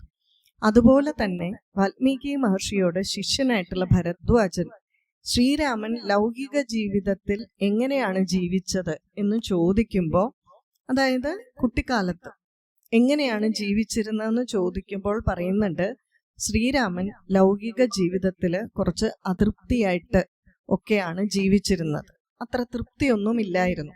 ആ സമയം എന്ത് ചെയ്തു? വസിഷ്ഠ മുനി ഇത് മനസ്സിലാക്കി ലോകത്തിന്റെ അവസ്ഥയെപ്പറ്റി പറഞ്ഞുകൊടുത്ത് ഉള്ളിലെ ആശങ്കകളെല്ലാം തീർക്കുന്നതാണ് വസിഷ്ഠ രാമായണം. അതായത് നമുക്ക് വേണമെങ്കിൽ പറയാം, ഭഗവത്ഗീതയിലെ കുരുക്ഷേത്രമാണ് ഇവിടെ, നേരെ മറിച്ച് ശ്രീരാമന്റെ കുരുക്ഷേത്രമാണ് യോഗവാസിഷ്ടം. ഭഗവത്ഗീതയില് അർജുനുണ്ടായ അത്രയും ആശങ്കയൊന്നും ഇല്ലെങ്കിൽ പോലും രാമന്റെ ആശങ്കാകുലമായിട്ടുള്ള മനസ്സിനെ വസിഷ്ഠ മുനി കൃത്യമായിട്ടുള്ള ഉപദേശത്തിലൂടെ നേർവഴി കാണിച്ചു എന്ന് വേണമെങ്കിൽ പറയാം. ഇപ്പൊ ഭഗവത്ഗീതയിൽ 18 അധ്യായങ്ങളാണെങ്കിൽ ഈ യോഗവാസിഷ്ടത്തിലുള്ളത് 6 പ്രകരണങ്ങളാണ്. 6 നമ്മൾ കാണ്ഡം എന്നൊക്കെ പറയില്ലേ, പിന്നെ കാണ്ഡത്തിന് സബ്ബായിട്ട് സർഗങ്ങളുണ്ട്. ഇതില് 46 സർഗങ്ങളിലായിട്ടാണ് ഈ യോഗവാസിഷ്ടം. ഇതെല്ലാം നമ്മൾ അറിഞ്ഞിരിക്കണം, എന്നാലല്ലേ ഈ പുസ്തകങ്ങളൊക്കെ നമുക്ക് വായിക്കാൻ തോന്നും. അങ്ങനെയാണിത് രചിച്ചിരിക്കുന്നത്. 9-ാം നൂറ്റാണ്ടിൽ അഭിനന്ദൻ എന്ന് പറയുന്ന ഒരു കാശ്മീരി പണ്ഡിതൻ ഇത് വീണ്ടും അദ്ദേഹത്തിന്റെ ഭാഷയിലേക്ക്, ഇത് സംസ്കൃതത്തിലല്ലേ രചിക്കുകയുണ്ടായി, പക്ഷെ അതൊന്നും ഇത്ര അവൈലബിൾ അല്ല. കേരളത്തിലേക്ക് നമ്മൾ മലയാളിയുടേതാക്കാൻ ശ്രമിച്ചത് 20-ാം നൂറ്റാണ്ടിലാണ്. അന്ന് ഇത് കിളിപ്പാട്ടായിട്ട്, കിളി ചൊല്ലുന്നതായിട്ട് രചിച്ചു. പിന്നെ ചെറിയ ചെറിയ ഭാഗങ്ങൾ, പ്രകരണത്തിന്റെ 1-ാം പ്രകരണം അല്ലെ 4-ാം പ്രകരണം അങ്ങനെ രചിച്ചു, പദ്യമായിട്ട് രചിച്ചു. പക്ഷെ സമ്പൂർണമായിട്ട് ഇത് ഗദ്യമായിട്ടും അതിന്റെ വ്യാഖ്യാനത്തോടു കൂടി രചിച്ചത് പ്രൊഫസർ ജി ബാലകൃഷ്ണൻ സാറാണ്. അദ്ദേഹമാണ് ഇത് വളരെ ഗംഭീരമായിട്ട് നമുക്ക് യോഗവാസിഷ്ടം എന്നുള്ള രീതിയിൽ വ്യാഖ്യാനത്തോടു കൂടി തന്നത് എന്ന് പറയുകയാണ്.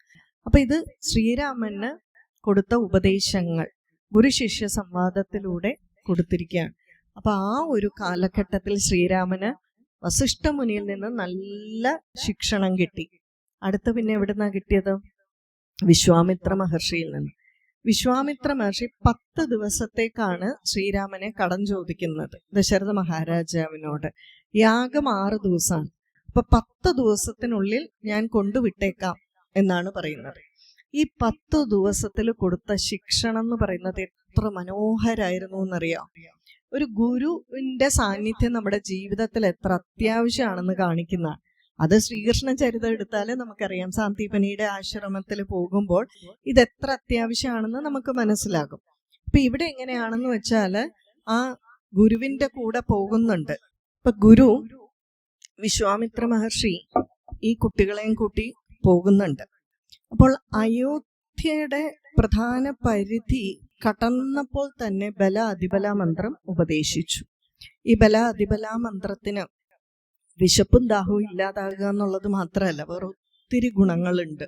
അതായത് കാലക്രമേണ നമ്മുടെ ശരീരത്തിലുണ്ടാകുന്ന ചുക്ക് ചുളുക്ക് ഇതെല്ലാം മാറുക, ശത്രുക്കൾ നമ്മളെ ആക്രമിക്കാതിരിക്കുക, അവർക്ക് ആ ശക്തി ഇല്ലാതിരിക്കുക, ഇങ്ങനെ ധാരാളം ഗുണങ്ങൾ ഉള്ളതാണ് ബല അതിബല മന്ത്രം.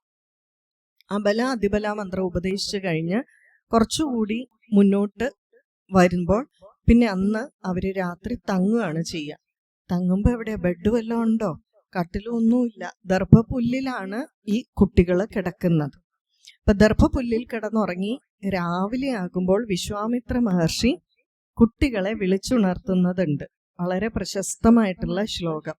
കൗസല്യ സുപ്രജ രാമ പൂർവ സന്ധ്യ പ്രവർത്തതേ ഉത്തിഷ്ഠ നരശാർദൂല കർത്തവ്യം ദൈവമാന്യകം.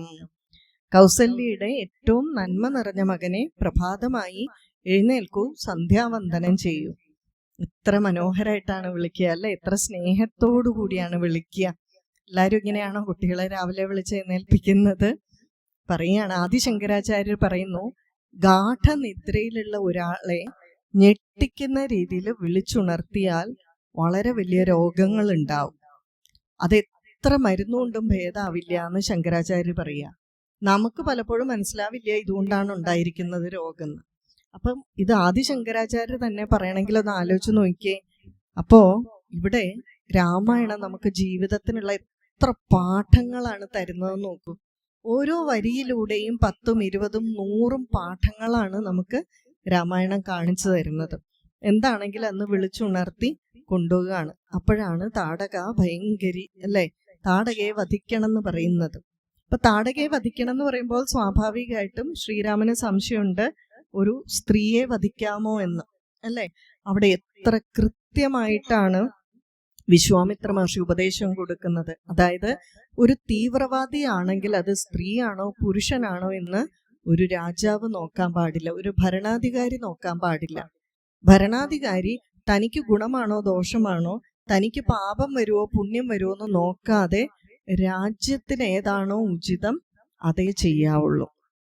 അത് സ്ത്രീ ആണെങ്കിലും പുരുഷനാണെങ്കിലും. ഇവിടെ താടക, അധർമ്മ്യ എന്തൊക്കെ പേരുകളാ ഉപദേശിക്കുക. ധർമ്മ 7 അയൽവക്കത്ത് കൂടെ പോയിട്ടില്ല. ഇനി ഉപദേശിച്ചാൽ നന്നാവുകയുമില്ല. മുനിമാർക്ക് അവിടെ ജീവിക്കാൻ പറ്റണില്ല. അധർമ്മചാരിണിയാണ്, ദുരാചാരിണിയാണ്. അതുകൊണ്ട് വധിക്കണം എന്ന് പറയുകയാണ്. എങ്കിലും ഇത്രയെല്ലാം ഉപദേശം കൊടുത്തിട്ടും താടക മുന്നിൽ വന്ന് നിന്ന് കഴിഞ്ഞപ്പോ രാമൻ, വിശ്വാമിത്ര മഹർഷി ഈ താടകയെ കൊല്ലണം, അതിന്റെ ധാർമ്മികപരമായിട്ടുള്ള വശങ്ങൾ, ഒരു രാജാവ് എങ്ങനെയായിരിക്കണം എന്നൊക്കെ പറഞ്ഞു കൊടുത്തെങ്കിലും താടക മുന്നിൽ വന്ന് അമ്പ് ചെയ്യാൻ തുടങ്ങി കഴിഞ്ഞപ്പോഴത്തേക്കും ആ സഞ്ചിത സംസ്കാരം പുറത്തു വന്നു. അപ്പൊ എന്നാലും ഒരു സ്ത്രീയല്ലേ,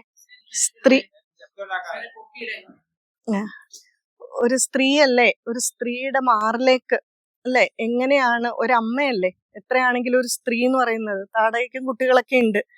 അപ്പൊ ആ മാറിലേക്കെന്ന് പറഞ്ഞു കഴിഞ്ഞാല് സ്തനങ്ങളും ഒക്കെ ഉണ്ട്. അപ്പോ കുട്ടികൾക്ക് പാല് കൊടുക്കുകയൊക്കെ ചെയ്യുമ്പോ ആ ഒരു മാതൃത്വം ഉണ്ടല്ലോ, ആ ചിന്തകൾ വന്നു. അപ്പൊ ആ മാറിലേക്ക്, നെഞ്ചും കുഴിയിലേക്ക് എങ്ങനെയാണ് ഞാൻ അമ്പ ചെയ്യുക, എന്നാ പിന്നെ കണ്ണും കാതും ഒന്ന് ഛേദിച്ചു വിട്ടാലോ ലക്ഷ്മണ എന്ന് ചോദിക്കുന്നുണ്ട്. അപ്പോഴാണ് വിശ്വാമിത്ര മഹർഷിക്ക് കാര്യം മനസ്സിലായത്. അതായത് ഒരു രാജാവിന് ഇങ്ങനെയുള്ള സഞ്ചിത സംസ്കാരങ്ങൾ ഒരു പരിധി കൂടുതൽ വന്നാല് അദ്ദേഹത്തിന് ശരിക്കും അത് ദോഷകരമായിട്ട് ഭവിക്കും അല്ലെ. ശത്രുക്കളെയൊക്കെ കൊല്ലണ്ടേ. ഞാൻ എപ്പോഴും പറയുന്ന പോലെ പാകിസ്ഥാൻ നമ്മളെ വന്ന് ആക്രമിക്കാനും ബോംബിടാൻ വരുമ്പം അദ്ദേഹത്തിന് അപ്പുറത്തെ പാകിസ്ഥാന്റെ സൈനികന് കുടുംബം ഉണ്ടെന്ന് വിചാരിച്ചു കഴിഞ്ഞാല് നമുക്കിവിടെ മനസ്സമാനായിട്ടിരിക്കാൻ പറ്റുമോ? അപ്പൊ അവർക്കെടുത്ത് അമ്പയ്യാനുള്ള ധൈര്യം വേണം. അപ്പൊ രാജാവിന് ചിലപ്പോ തന്റെ സഞ്ചിത സംസ്കാരം ചിലപ്പം പ്രശ്നമായിട്ട് മാറാൻ സാധ്യതയുണ്ട്. അപ്പൊ ഏതൊക്കെ രീതിയിൽ കരുത്തുറ്റ രീതിയിൽ പെരുമാറണം എന്നുള്ള കോച്ചിങ് ആണ് വിശ്വാമിത്ര മഹർഷിയുടെ. ശരിക്കു പറഞ്ഞാല് നമ്മളെ കുരുക്ഷേത്രത്തില് ശ്രീകൃഷ്ണ നീതി എന്ന് പറയുന്നത് പോലെ രാമായണത്തിലെ രാമനീതി തുടങ്ങുന്ന സ്ഥലമാണിത് കൃത്യമായിട്ട്. കാരണം രാമൻ അവിടെയാണ് ഒരു ആദ്യ ആശങ്ക വന്നത്, സ്ത്രീയെ കൊല്ലാവോ എന്നുള്ളത്. പിന്നീട് തീരുമാനം എടുക്കുന്നു. മാത്രല്ല വീട്ടിൽ നിന്നേ പറഞ്ഞു വിട്ടിട്ടുണ്ട് ദശരഥ മഹാരാജാവ്, ഈ വിശ്വാമിത്ര മഹർഷി എന്ത് പറയുന്നോ അത് കണ്ണും പൂട്ടി അങ്ങ് അനുസരിച്ചേക്കണമെന്ന്. അപ്പൊ അതുകൊണ്ടുകൂടി പിന്നെ ഒന്നും നോക്കാതെ താടകയെ വധിക്കുകയാണ് ചെയ്യുന്നത്. ഇത് ഇന്നത്തെ ഭരണകർത്താക്കൾക്കുള്ള ഒരു വളരെ വലിയ സന്ദേശമാണ്. തനിക്ക് പുണ്യം കിട്ടുമോ പാപം കിട്ടുമോ ഇതൊന്നുമല്ല. ഭരണകർത്താവ് എന്തു മാത്രമേ ചെയ്യാവുള്ളൂ. തന്റെ കുടുംബം വീർപ്പിക്കാനും അല്ല നോക്കേണ്ടത്. ഭരണകർത്താവ് എന്ത് വേണം? രാജ്യത്തിന്റെ നന്മ എന്താണോ, എല്ലായ്പ്പോഴും ദേശത്തിന്റെ നന്മ എന്താണോ അതിന്റെ കൂടെ നിൽക്കണം. അതിന് ആരെ കൊല്ലാൻ മടിക്കരുത്. തനിക്ക് പാപം വരുമല്ലോ, തനിക്ക് ചീത്തപ്പേര് വരുമല്ലോ, ഇതൊന്നും മടിക്കരുത് അല്ലെ. ശ്രീരാമൻ സീതയെ ഉപേക്ഷിച്ച് കഴിഞ്ഞപ്പോൾ ശ്രീരാമൻ അറിയില്ലേ ചീത്തപ്പേര് വരുംന്ന്. പക്ഷെ അവിടെ സ്വന്തം ചീത്തപ്പേരാണോ നോക്കി. കാരണം കുറെ അധർമ്മികളായിട്ടുള്ളവരും ധർമ്മത്തെ മനസ്സിലാക്കാത്തവരും ഉണ്ടെന്നറിയാം. അവിടെ എന്താ നോക്കിയത്? രാജധർമ്മ നോക്കിയത്. ഒരു രാജാവിന്റെ ധർമ്മമാണ് ഭർത്തൃധർമ്മത്തെക്കാൾ വലുത് അല്ലെ. ഇത് സ്ഥിരമായിട്ട് ഞാൻ പറയുന്നതാണ്. കാരണം അഗ്നിപരീക്ഷ എവിടെ വെച്ചാ നടത്തിയത്? ലങ്കയിൽ വെച്ചാ നടത്തിയത്. അയോധ്യാവാസികൾ കണ്ടിട്ടില്ല. അപ്പൊ അയോധ്യാവാസികൾ നോക്കുമ്പോൾ മറ്റൊരു പുരുഷന്റെ ഗൃഹത്തിൽ താമസിച്ച സീതയാണ് വന്നത്. അങ്ങനെയാണ് ഞങ്ങളുടെ വീട്ടിലുള്ള സ്ത്രീകളെല്ലാം ഇതുപോലെ ചെയ്താൽ എന്ത് ചെയ്യും എന്നാണ് ചോദിച്ചത്. ശരിയല്ലേ? അപ്പൊ പ്രജകളുടെ ആ ബഹളത്തെ ഒന്ന് ഒതുക്കാനായിട്ട് കുറച്ചു നാളത്തേക്ക് അല്ലെങ്കിൽ സീതയോട് അവിടെ പോയി താമസിക്കാൻ പറഞ്ഞു. എന്നിട്ട് ഭർത്താവായിട്ടുള്ള കരുത്തോടുകൂടി പറയുന്ന രാജാവായിട്ടുള്ള ശ്രീരാമനെയും അന്തപുരത്തിൽ പോയി കരയുന്ന ഭർത്താവായിട്ടുള്ള ശ്രീരാമനെയും നമുക്ക് കാണാൻ സാധിക്കും. അപ്പൊ താടകാവധം എന്ന് പറയുന്നത് രാമനീതിയുടെ ഒരു തുടക്കമായിരുന്നു അല്ലെ. ഇത് കഴിഞ്ഞതോടുകൂടി വിശ്വാമിത്ര മഹർഷിക്ക് വളരെ സന്തോഷായി. വിശ്വാമിത്ര മഹർഷി പറഞ്ഞു, ഉണ്ണികളെ നാളെ രാവിലെ തന്നെ കുളിച്ചു വന്നാല് ഞാൻ സകല ധനുർവിദ്യയും ശസ്ത്രാസ്ത്രങ്ങളെല്ലാം ഉപദേശിച്ചു തരാം എന്ന് പറഞ്ഞു. ഈ മുഹൂർത്തം വരെ നോക്കിയിരിക്കേണ്ട വല്ല ആവശ്യമുണ്ടോ? ആ അയോധ്യന്ന് പുറപ്പെട്ടപ്പോ ബല അതിബല പറഞ്ഞ കൂട്ടത്തിൽ അങ്ങ് പറഞ്ഞു കൊടുത്താ പോരെ? ഇതൊക്കെ നമ്മുടെ ബുദ്ധി കൊണ്ട് നമ്മൾ ചിന്തിക്കുന്നതാണ്. ഗുരുക്കന്മാരിത് ചെയ്യുന്നുണ്ടെങ്കിൽ ഒരു കാര്യമുണ്ട്, ബല അതിബല ആ സാഹചര്യത്തിൽ വേണമായിരുന്നു അല്ലെ. പിന്നീട് ഓരോ സമയത്ത് ഇവർക്ക് മുൻകൂട്ടി അറിയാം എന്താണ് വരാൻ പോകുന്നതെന്ന്. മുൻകൂട്ടി കണ്ട് കൃത്യസമയത്ത് ഓരോന്ന് കൊടുത്തുകൊണ്ടിരുന്നു. ഇവിടെ എന്താന്ന് വെച്ചാല് ഈ വിശ്വാമിത്ര മഹർഷിക്ക് അറിയാൻ പാടില്ലാത്തതായിട്ടൊന്നുമില്ല. ഭൂതം അറിയാം, ഭാവി അറിയാം, എല്ലാ ധനുർവിദ്യയും അറിയാം. അത് കൊടുക്കുന്നുണ്ടെങ്കിൽ അദ്ദേഹം അതിന് യോഗ്യനാണോ എന്ന് അറിയണം. നമ്മൾ പറയില്ലേ പാത്രം അറിഞ്ഞേ വിളമ്പാവൂ എന്ന് പറയില്ലേ. അപ്പൊ അദ്ദേഹം അതിന് യോഗ്യനാണോ? അതല്ലാതെ ഈ വെള്ളം പോയി കഴിഞ്ഞാൽ അണക്കെട്ട് കെട്ടിയിട്ട് കാര്യമില്ല. ഇനി ഉപദേശം എല്ലാം കൊടുത്തു കഴിയുമ്പോൾ അദ്ദേഹത്തിന് ഇത് യോഗ്യത ഇല്ലെങ്കിലോ അത് തെറ്റായ രീതിയിലാണോ ഉപയോഗിക്കുന്നത്? അപ്പം വളരെ ബുദ്ധിയുള്ള മഹർഷികള് ശിഷ്യന്മാർക്ക് ഉപദേശം കൊടുക്കുന്നതിന് മുമ്പ് അവരെ ഒന്ന് പരീക്ഷിക്കും. പുറപ്പെട്ട ദിവസം തൊട്ട് ശ്രീരാമന്റെ മനോഭാവം, അദ്ദേഹത്തിന്റെ ശരീരചലനങ്ങള് സൂക്ഷ്മമായിട്ട്, അദ്ദേഹത്തിന്റെ വിനയം, ഇതെല്ലാം സൂക്ഷ്മമായിട്ട് നിരീക്ഷിക്കുന്നുണ്ടായിരുന്നു. അതിന്റെ ഏറ്റവും അവസാനം വാലിഡേഷൻ വേണമെന്ന് പറയത്തില്ലേ, ഏറ്റവും അവസാനം ഒന്നുകൂടി ഉറപ്പിച്ചതാണ് എന്ത്? ഈ താടകാവധം. ആ ലക്ഷ്യം എത്ര കൃത്യമായിട്ടാണ് ഉന്നം വെച്ച് ലക്ഷ്യം സാധിച്ചത് എന്ന് കണ്ടു കഴിഞ്ഞപ്പോൾ മനസ്സിലായി ഈ കുട്ടികൾക്ക് ഇതിനുള്ള അർഹതയുണ്ട് എന്ന്. അടുത്ത ദിവസം രാവിലെ ഒറ്റയിരുപ്പിന്, ക്ഷത്രിയനാണ്, മാത്രമല്ല ഇദ്ദേഹം പൂർവാശ്രമത്തിലെ രാജാവായിരുന്നു. അപ്പൊ അതുകൊണ്ട് എന്തെല്ലാം കൊടുക്കണം എന്നൊക്കെ അറിയാം. ഒരു രാജാവിന് എന്തൊക്കെയാ വേണ്ടത്, ഏത് സമയത്ത് കൊടുക്കണം എന്നറിയാം.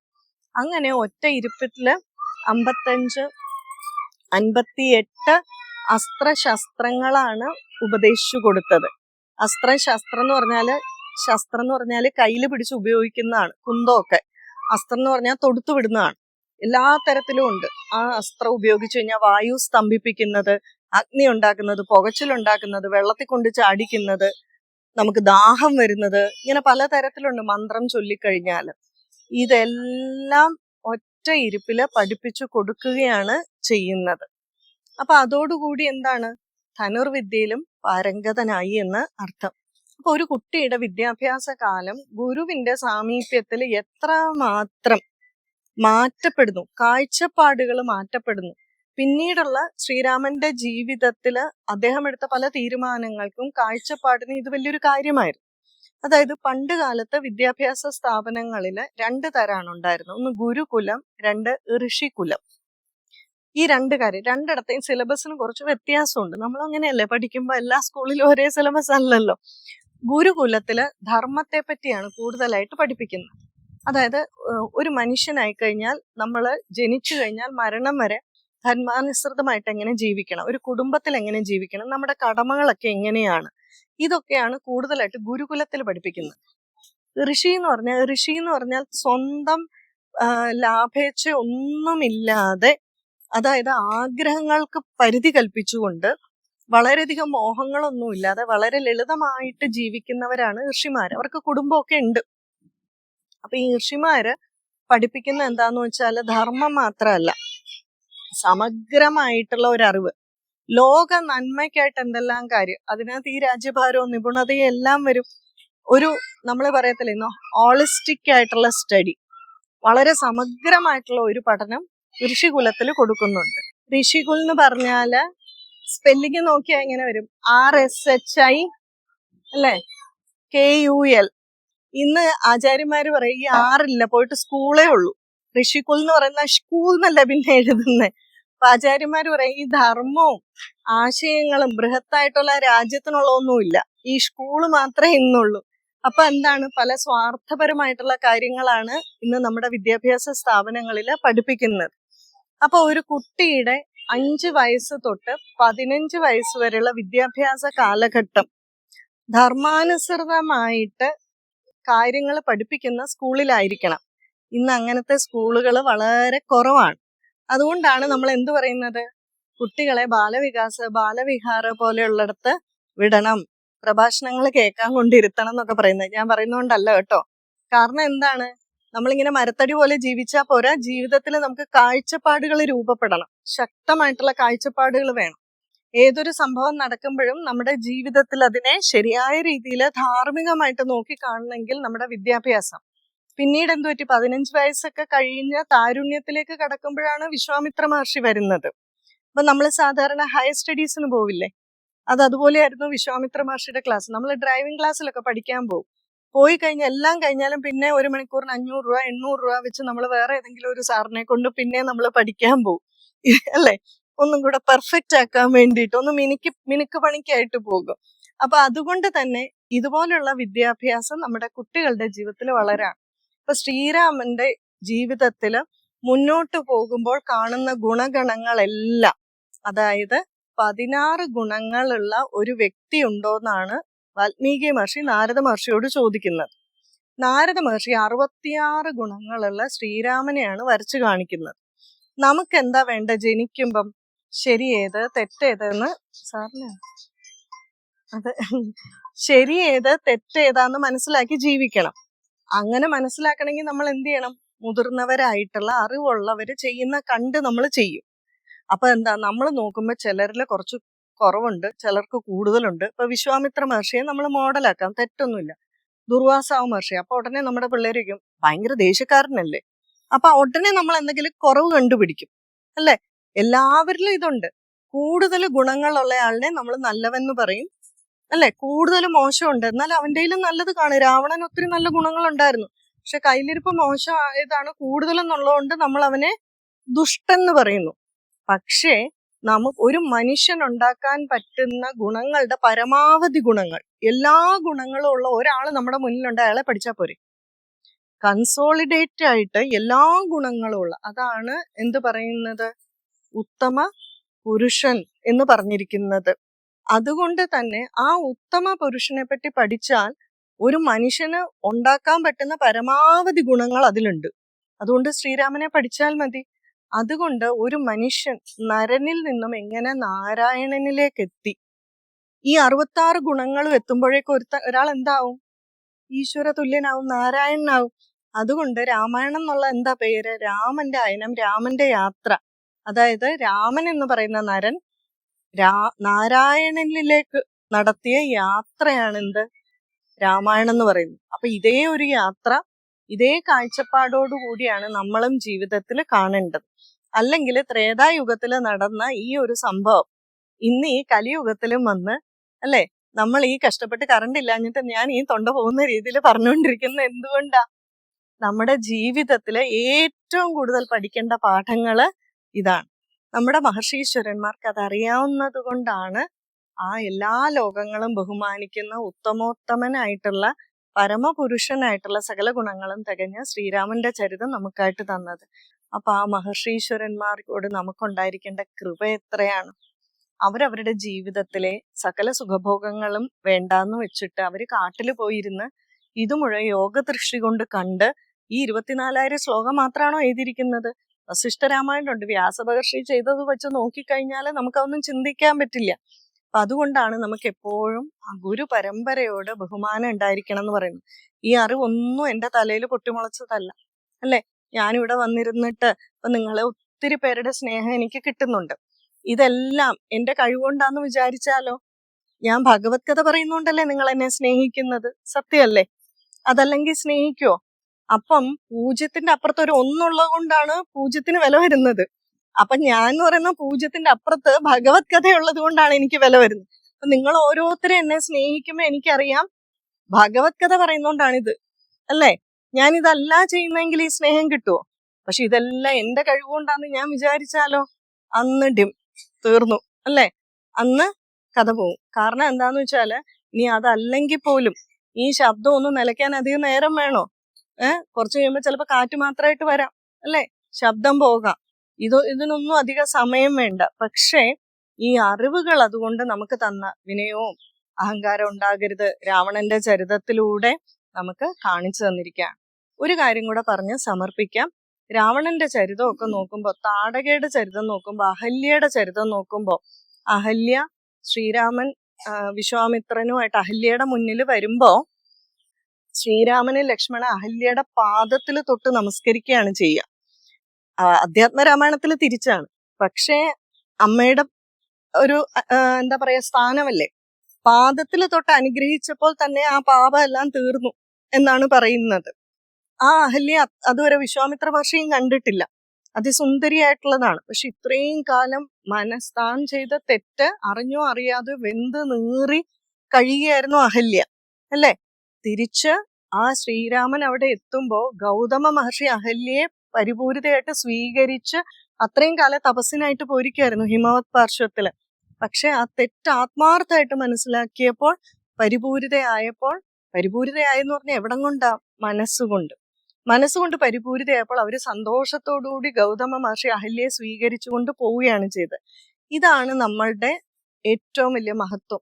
അതായത് തെറ്റാര് ചെയ്താലും എല്ലാ കാലവും അയാളെ തെറ്റ് ചെയ്തവനായിട്ട് മുദ്ര കുത്തരുത്. എന്നാണോ അയാൾക്ക് പൂർണ്ണമായിട്ട് മാനസാന്തരം വരുന്നത് അന്ന് അയാളെ നമ്മൾ പൂർണ്ണമായിട്ട് സ്വീകരിക്കണം.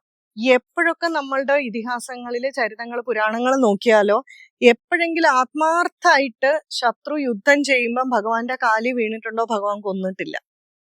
ശരിയല്ലേ? ഒരിടത്തും ഭഗവാൻ കൊന്നിട്ടില്ല. ഇത് മര്യാദയ്ക്ക് ആ രാവണനും കേട്ടാ മതിയായിരുന്നു. പലരും പറഞ്ഞതാ അല്ലേ? ഞാൻ പറയുന്ന പോലെ ആ ഉടലില് തലയിരുന്നേനെ മര്യാദയ്ക്ക് പറയുന്നത് കേട്ടാല്. പക്ഷെ അത് കേൾക്കാത്തത് കൊണ്ട് തല പോയി. അതല്ലെങ്കിൽ മാനസാന്തരം വന്നു കഴിഞ്ഞാൽ നമ്മൾ ആ ശരീരത്തിനെ അല്ല കാണേണ്ടത്, മറിച്ച് മനസ്സിലുള്ള മാനസാന്തരമാണ്. രാമായണം എത്രമാത്രം കാര്യങ്ങളാ നമ്മളെ പഠിപ്പിച്ചു തരുന്ന. ഒരു തെറ്റ് ചെയ്തു എന്ന് വെച്ചാൽ നമ്മളും നമ്മുടെ സമൂഹത്തിലെ കുടുംബത്തിലുള്ളവരെ ആത്മാർത്ഥമായിട്ട് അവര് പശ്ചാത്തപിക്കുന്നുണ്ടെങ്കിൽ ഒന്നിനും പരിഹാരമില്ല. അവരെ എന്ത് വേണം? നമ്മൾ കല്ലെറിയാതെ കൂടെ നിർത്തണം, അവരെ സപ്പോർട്ട് ചെയ്യണം. അഹല്യ ചരിതത്തിൽ നിന്ന് നമുക്ക് ധാരാളം പഠിക്കാനുണ്ട്. അങ്ങനെ നമ്മുടെ ജീവിതത്തിന് മുഴുവനായിട്ടുള്ള അറിവുകൾ തന്നിരിക്കുന്ന ആ ഗുരു പരമ്പരയെ നമസ്കരിച്ചുകൊണ്ട് പറഞ്ഞ എല്ലാ വാക്കുകളും ഭഗവാന്റെ പാതാരവിന്ദങ്ങളിൽ സമർപ്പിക്കുന്നു. എന്നെ ക്ഷമയോടെ ശ്രവിച്ച എല്ലാ സജ്ജനങ്ങളും ആ പരമാത്മാവിന്റെ ചൈതന്യം തന്നെ എന്ന് മനസ്സിലാക്കിക്കൊണ്ട് നിങ്ങളുടെ എല്ലാവരുടെയും പാദങ്ങളിലും നമസ്കരിക്കുന്നു. അതോടൊപ്പം വീണ്ടും വീണ്ടും പ്രഭാഷണത്തിനായി അവസരം തന്ന എല്ലാ ഭാരവാഹികളോടും നന്ദി, നമസ്കാരം. ജയ് ഹിന്ദ്, വന്ദേ മാതരം.